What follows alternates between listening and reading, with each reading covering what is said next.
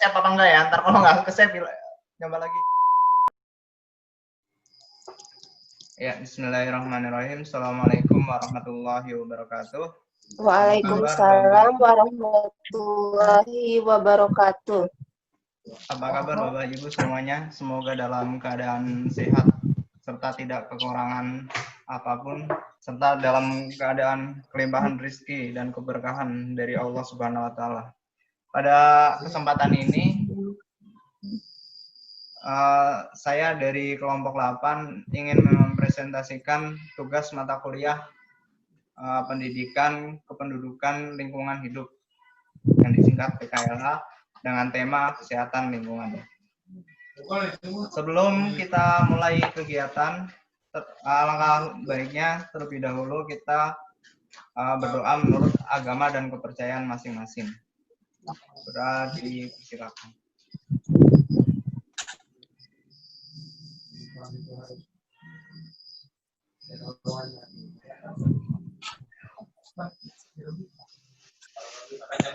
Perkenalkan, saya Triatmojo dari kelompok 8 beserta rekan saya Siti Sofia dan Bu Esfitiani.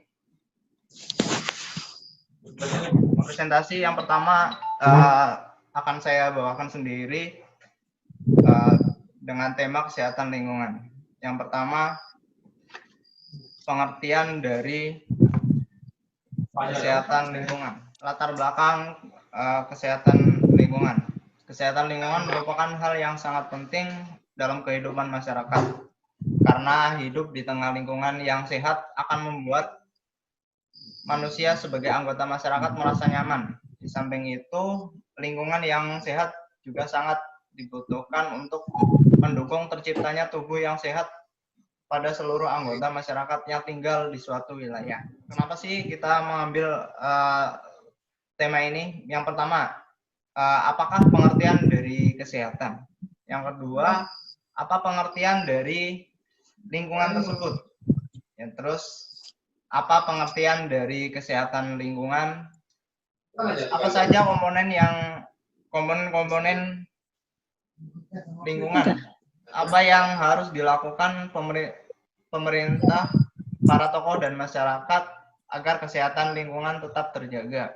Terus faktor-faktor apa saja yang dapat merusak kesehatan lingkungan. Terus langkah-langkah apa saja yang harus dilakukan untuk memperbaiki lingkungan yang dianggap tidak sehat. Yaitu latar rumusan masalah dan peneliti ini, mahasiswa dapat mengetahui maksud, syarat, tata cara, ruang lingkup, serta masalah dari pada kesehatan lingkungan. Pengertian dari lingkungan. Menurut Undang-Undang RI nomor 32 tahun 2009 tentang pengolahan lingkungan hidup pada pasal 1. Lingkungan hidup adalah kesatuan ruang dengan semua benda, daya, keadaan, serta makhluk hidup termasuk manusia dan perilakunya dengan mempengaruhi kelangsungan kehidupan dan manusia serta makhluk hidup lainnya. Kesehatan. Menurut Organisasi Kesehatan Dunia WHO tahun 1948, kesehatan adalah keadaan fisik, mental, dan kesejahteraan sosial serta kesejahteraan sosial seseorang serta ketiadaan suatu penyakit atau kelemahan. Kesehatan lingkungan adalah pengertian dari keseluruhan itu adalah kesehatan lingkungan, yakni merupakan kondisi lingkungan yang dapat menopang keseimbangan ekologi yang dinamis di antara manusia dan juga lingkungan supaya mendukung dalam pencapaian kualitas hidup manusia yang sehat dan juga bahagia. Paparan berikutnya akan dijelaskan oleh Bu Elis Fitriani. Waktu dan tempat kami persilakan. Bismillahirrahmanirrahim. Baiklah, untuk selanjutnya saya akan menjelaskan sedikit tentang pemeliharaan kesehatan lingkungan. Nah, yang pertama, mengurangi pemanasan global. Nah, dengan cara penanaman tumbuh-tumbuhan sebanyak mungkin pada lahan kosong. Nah, maka dengan begitu berarti kita juga turut mengurangi pemanasan global. Zat O2 atau oksigen, karbon yang dihasilkan tumbuh-tumbuhan, dan zat langsung zat CO2 atau karbon yang menyebabkan atmosfer bumi berlubang. Ini terhisap oleh tumbuhan, dan yang secara langsung zat oksigen yang dihasilkan tersebut mati oleh manusia tersebut untuk bernafas. Kemudian yang selanjutnya untuk melindungi kebersihan lingkungan.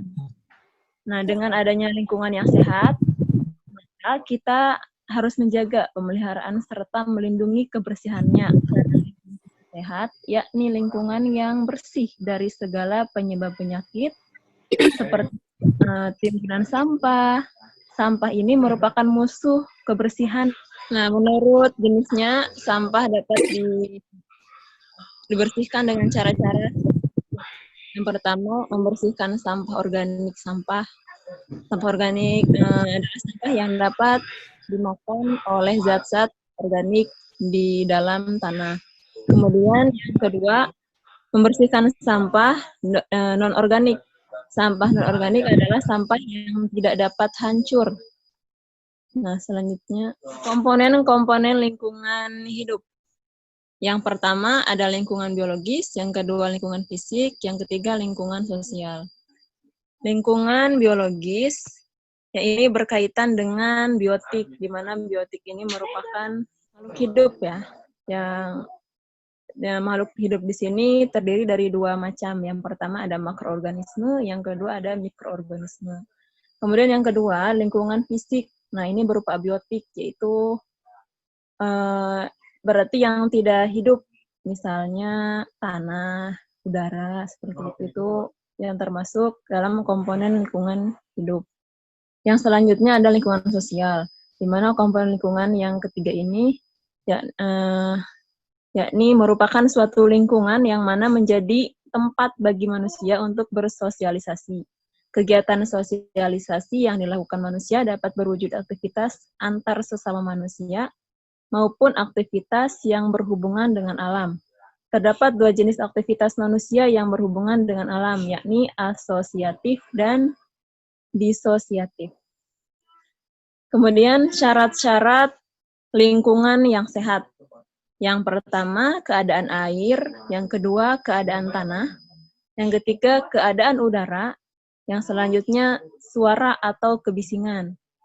Nah, keadaan air yang sehat adalah air yang tidak berbau, tidak tercemar, dan dapat dilihat kejernihan air tersebut. Kalau sudah pasti kebersihannya, dimasak dengan suhu 1000 Celcius, sehingga bakteri yang di dalam air tersebut mati.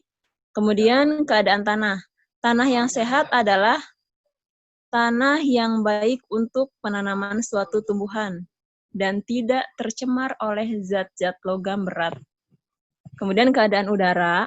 Udara yang sehat adalah udara yang di dalamnya terdapat yang diperlukan, contohnya oksigen, dan di dalamnya tidak tercemar oleh zat-zat yang merusak tubuh, contohnya zat karbon dioksida. Selanjutnya suara atau kebisingan, yaitu keadaan di mana suatu lingkungan yang kondisinya tidak bising, yang dapat aktivitas atau alat pendengaran manusia. Selanjutnya ada cara-cara pemeliharaan kesehatan lingkungan. Nah, ini sangat penting ya. Nah, yang pertama ada tidak mencemari air dengan membuang sampah di sungai. Nah, ini udah jelas banget ya. Di mana ketika membuang sampah di sungai dapat menyebabkan berbagai masalah. Contoh yang sering terjadi adalah banjir. Yang kemudian kedua, mengurangi penggunaan kendaraan bermotor. Nah, ini pun sama. Jadi lebih baik kita mengurangi kendaraan pribadi dan memilih untuk menggunakan transportasi umum, meskipun kita memiliki kendaraan. Selanjutnya, mengolah tanah sebagaimana mestinya. Nah, mengolah tanah pun harus dengan semestinya. agar tidak terjadi hal-hal yang tidak diinginkan. Yang selanjutnya, menanam tumbuhan pada lahan-lahan kosong. Nah, biasanya lahan-lahan kosong ini terdapat di perkampungan sekarang banyak lahan kosong. Sehingga lahan kosong ini biasanya dijual kepada para pemilik modal. Sehingga mereka menjadikannya perumahan-perumahan seperti itu. Padahal seharusnya lahan kosong itu dijadikan penghijauan agar tidak terjadi hal-hal yang tidak diinginkan. Kalau sekarang justru yang tadinya adem gitu ya, sekarang berubah menjadi perumahan-perumahan yang akhirnya efeknya kita juga gitu. Yang selanjutnya ada ruang lingkup kesehatan lingkungan. Nah, kontribusi lingkungan dalam mewujudkan derajat kesehatan merupakan hal yang esensial di samping masalah perilaku masyarakat, pelayanan kesehatan, dan faktor keturunan. Lingkungan memberikan kontribusi terbesar terhadap timbulnya masalah kesehatan masyarakat. Nah, itu ruang lingkup pertama. Yang kemudian menurut WHO, ruang lingkupnya terdiri dari penyediaan air minum, pengelolaan air buangan dan pengendalian pencemaran, pembuangan sampah padat, pengendalian vektor, pencegahan atau pengendalian pencemaran tanah oleh ekstra manusia, higiene makanan, termasuk higiene susu, pengendalian pencemaran udara, pengendalian radiasi, kesehatan kerja, pengendalian kebisingan, perumahan dan pemukiman, aspek testing dan transportasi udara, perencanaan daerah dan perkotaan, pencegahan rekreasi umum dan pariwisata, tindakan-tindakan sanitasi yang berhubungan dengan keadaan epidemi atau wabah, bencana alam, dan perpindahan penduduk. Nah, dari ruang lingkup ini, mungkin kita juga tahu ya bagaimana kondisi sekarang, apalagi dengan adanya wabah sekarang ini. Berarti memang dari poin-poin tadi yang menurut orang lingkup tadi, yang menurut WHO orang lingkup tadi memang sepertinya sangat rendah ya. Bagaimana kondisi kesehatan kita yang umumnya di Indonesia ini gitu. Jadi memang harus ekstra dari kita pribadi terutama. Karena memang dari negaranya sendiri sangat minim untuk membantu itu. Sehingga dimulai dari diri sendiri, kemudian mengajak keluarga dekat, kemudian lingkungan kita. Semoga dengan cara-cara itu, lingkungan kita semua bisa terhindar dari berbagai penyakit dan hidup di lingkungan yang bersih.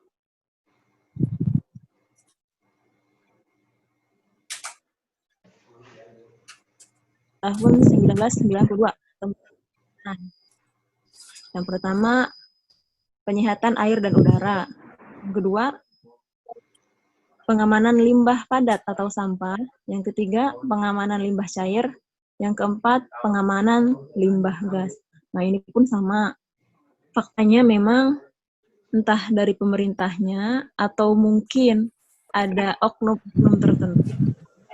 Banyak pembangunan yang limbahnya berefek kepada masyarakat.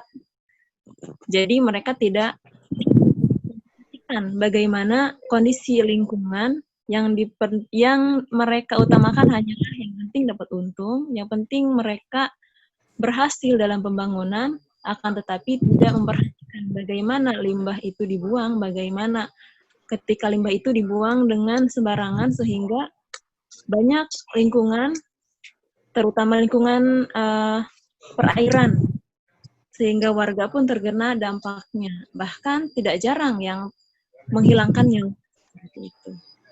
Baik, selanjutnya. Baik, selanjutnya presentasi berikutnya tentang faktor-faktor yang mempengaruhi lingkungan dan seterusnya akan dibawakan oleh Bu Siti Sofia. Pada Bu Siti Sofia kami persilakan. Iya, baik. Terima kasih Patri dan Bu Elis. teman-teman, di sini saya akan memaparkan bagian mengenai faktor lingkungan yang mempengaruhi kesehatan lingkungan. Faktor-faktor apa saja sih yang dapat mempengaruhi kesehatan lingkungan? Nah, salah satunya ada faktor efek patologis tidak langsung dan faktor efek patologis langsung. Faktor efek patologis tidak langsung itu seperti gaya hidup manusia, pola hidup manusia, kebiasaan-kebiasaan manusia. Sedangkan untuk faktor efek patologis langsung itu seperti bahan kimia, radiasi, dan beberapa agen biologis. Kalau kita lihat ini seperti dari produk-produk hasil pembuangan limbah dari industri-industri seperti itu ya teman-teman. Biasanya tuh industri-industri kan suka ada kayak pembuangan limbah-limbah kimianya, sisa-sisa hasil produksi barang-barang yang mereka buat seperti itu. Nah, dampaknya ini, dampak dari efek patologis tidak langsung dan langsung ini, dampaknya itu secara tidak langsung di bidang kesehatan dan kesejahteraan fisik, seperti dan tentunya sangat berpengaruh di estetika lingkungan yang sangat mempengaruhi kesehatan lingkungan, misalnya perumahan, pembangunan perkotaan, penggunaan lahan, transportasi, terus pembuangan tinja manusia, penyediaan air bersih, pembuangan sampah yang tidak pada tempatnya, pembuangan limbah pabrik, pembuangan air kotor, polusi udara, pencemaran air, dan lain sebagainya. Ya bisa dibayangkan ya teman-teman, kalau seandainya dari efek patologis langsung sendiri, seperti limbah-limbah industri, otomatis kan itu akan mempengaruhi kebersihan air, akan mempengaruhi kesehatan kita juga yang menggunakan air, seperti itu.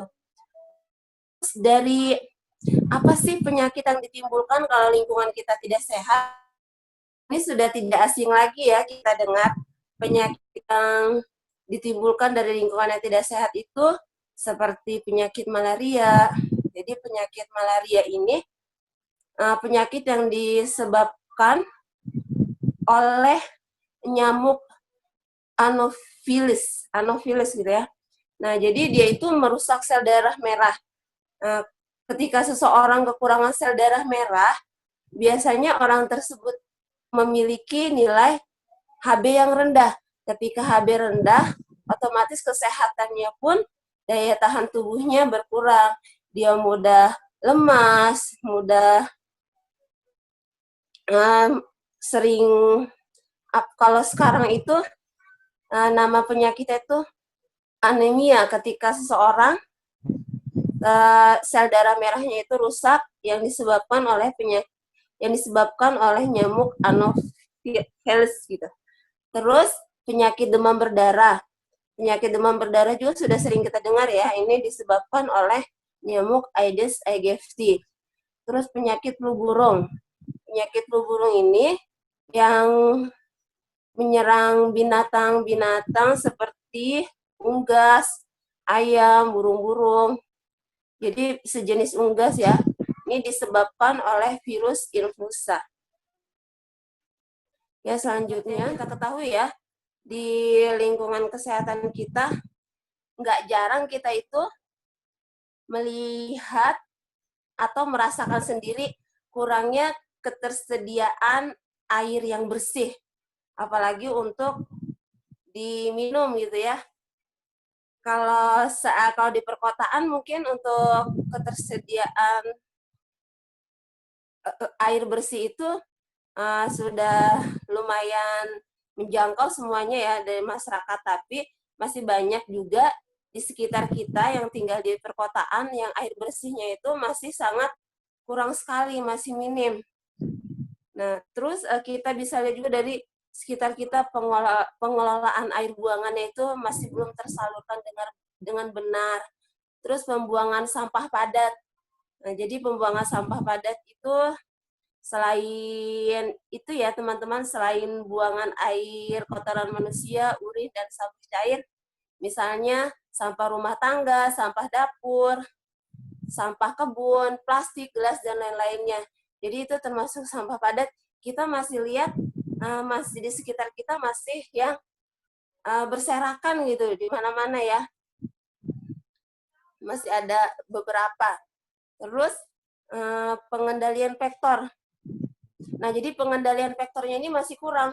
Kalau di saat ini, di saat pandemi ini, kita lihat pengendalian vektor agar tidak tertular COVID-19 bagi masyarakat yang menjalankan protokol COVID-19, mungkin pengendalian vektornya sudah bisa diminimkan dengan serendah-rendahnya. Tapi ada beberapa yang masyarakat mungkin tidak mematuhi protokol COVID-19, mereka pengendalian vektornya itu belum bisa diminimkan dengan serendah-rendahnya. Pengendalian vektor itu maksudnya teman-teman adalah kegiatan atau tindakan yang ditujukan untuk menurunkan populasi dengan serendah mungkin sehingga keberadaannya itu tidak beresiko untuk terjadi penularan. Itu ya maksudnya. Jadi kita minimkan resiko penularan itu dengan serendah-rendahnya, itu maksud pengendalian vektor ya teman-teman. Terus penjagaan atau pengendalian pencemaran tanah. Terus higienis makanan. Jadi dari kebersihan makanan juga masih kurang ya, ada beberapa sekitar kita. Terus pengendalian pencemaran udara, kesehatan kerja, pengendalian kebisingan, perumahan, perencanaan daerah dan perkotaan, pencegahan kecelakaan, reaksi umum, dan pariwisata. Ya, lanjut teman-teman. Upaya penanggulangan kesehatan. Apa sih yang harus dilakukan pemerintah dan masyarakat agar lingkungan kita itu kesehatannya terjaga? Atau ketika kita menemukan lingkungan yang tidak sehat, bagaimana caranya agar lingkungan itu kembali menjadi sehat seterusnya gitu ya, nggak sehat sebentar-sebentar, nggak sehat musim-musimnya, nggak sehat musiman ceritanya. Jadi harus sehat itu seterusnya. Nah, yang perlu dilakukan adalah perlunya komunikasi melalui organisasi ya teman-teman, perlunya komunikasi melalui koordinasi antara pemerintah dengan lembaga-lembaga kesehatan masyarakat. Jadi pemerintah perlu berkomunikasi dengan lembaga-lembaga kesehatan masyarakat, lembaga-lembaga kesehatan masyarakat perlu berkomunikasi dengan masyarakat, seperti misalnya pelayanan kesehatan masyarakat, rumah sakit, dan pelayanan-pelayanan kesehatan yang bertanggung jawab dan berwenang di sekitar di lingkungan tersebut, seperti itu. Kesimpulan. Jadi kesimpulan itu di sini kesehatan lingkungan yaitu bagian integral ilmu kesehatan masyarakat yang khusus menangani dan mempelajari hubungan manusia dengan lingkungan dalam keseimbangan ekologis. Cara-cara pemeliharaan kesehatan lingkungan tidak mencemari air dengan membuang sampah di sungai, mengurangi penggunaan kendaraan bermotor, mengolah tanah sebagaimana mestinya, menanam tumbuhan pada lahan-lahan kosong, aspek dan masalah kesehatan lingkungan, air bersih, pembuangan kotoran atau tinja, kesehatan pemukiman, pembuangan sampah, serangga dan binatang pengganggu, makanan dan minuman. Baik, itu saja yang dapat saya sampaikan teman-teman. Kurang dan lebihnya saya mohon maaf. Untuk selanjutnya saya kembalikan sama Pak Tri. Silakan Pak Tri. Ya, terima kasih atas paparannya dari Bu Elis Fitriani dan Bu Siti Sofia. Demikian paparan tugas dari kami kelompok 8 tentang kesehatan lingkungan. Mudah-mudahan paparan tersebut menambah wawasan tentang kesehatan lingkungan dan kita menjaga lingkungan agar supaya bersih, tidak terjadi penyakit dalam tubuh kita. Terima kasih atas perhatiannya. Kami ucapkan Assalamualaikum warahmatullahi wabarakatuh. Waalaikumsalam warahmatullahi wabarakatuh.